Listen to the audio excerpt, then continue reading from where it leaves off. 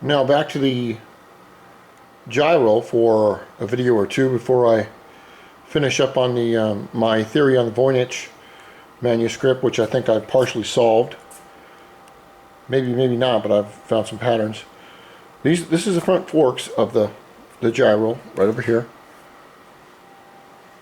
And like I said, everything on this gyro had never been touched. It just got a full air cleaner and foam air cleaner, and the gentleman owned it on a farm, put it in his barn and left it until he sold it. And it had been sitting in on the lot in the Honda dealership for a year before someone came along and bought it, and I got it for a song.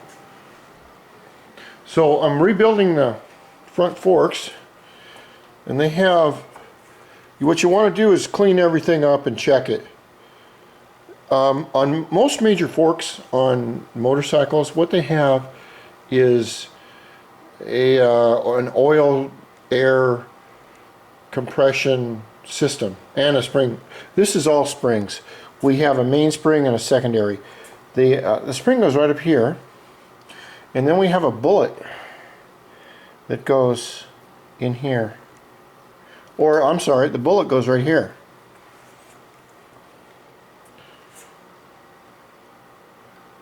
And then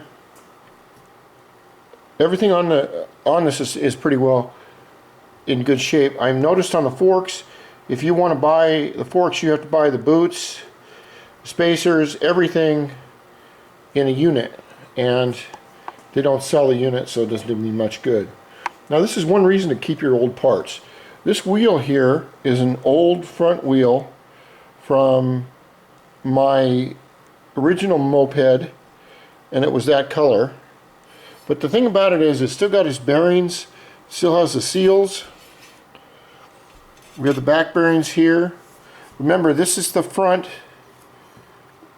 brake deal off of my gyro here, and this is the one off of this front wheel, and they're both the same.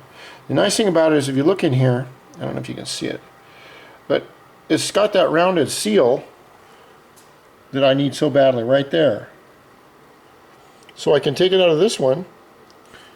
It's hard to readjust this camera.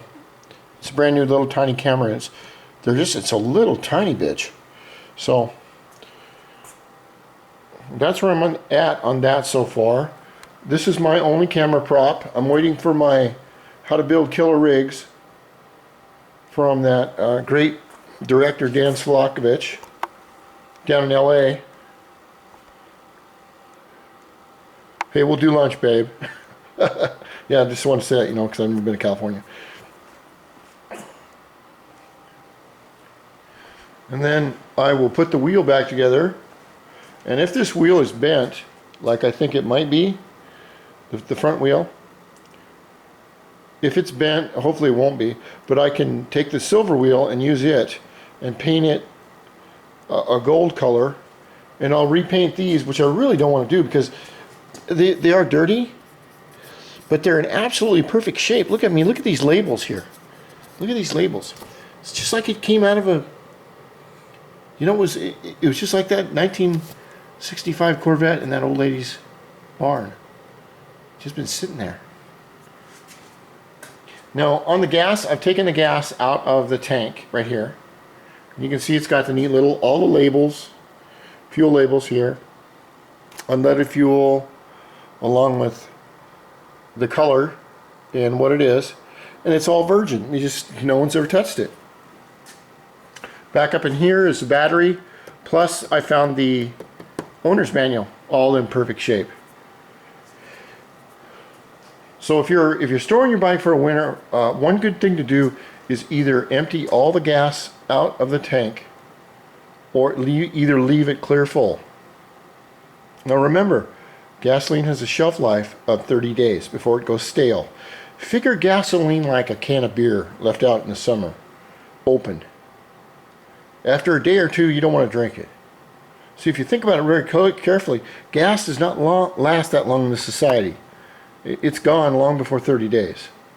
Now, if you have a bike that has metal parts and you want to keep them nice and beautiful in the winter, what you do is you get a can of WD-40 right here. It's real thin, fine oil. And what you do is you take the WD-40 and you spray on your locks and all your metal that you think maybe is going to get some moisture on it, and that it will get rusted. Because what that oil will do is seep into the metal. It won't hurt a thing, but it'll seep into that metal, and the next spring when you break this out, if you're in a cold climate like I am, then you won't have any rust at all. It works great on all kinds of things. Engines, superchargers. I use it on radiator turbochargers, things like that. And that's where we are on the bike so far. I'm going to take some, cannibalize some parts off of this old wheel and put them on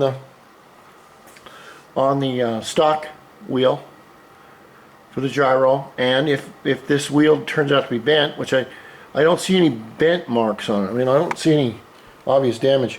But if I find any, then I'm going to switch wheels and I'll repaint. Remember, I'm a painter by trade. I started with cars. This car I built when I was 17. 700 horsepower. I'll tell you what, if you want a blown car, or if you want to really have fun, build it when you're that age. Don't wait till you get to be 45 and run into some money and then buy it. It's because it's not as fun. It's fun when you're 17 and you do it, because it's just, your senses are just really. It's a real good friend of mine, GT Tucker, in Seattle. Camaro SS 427, 671 blower,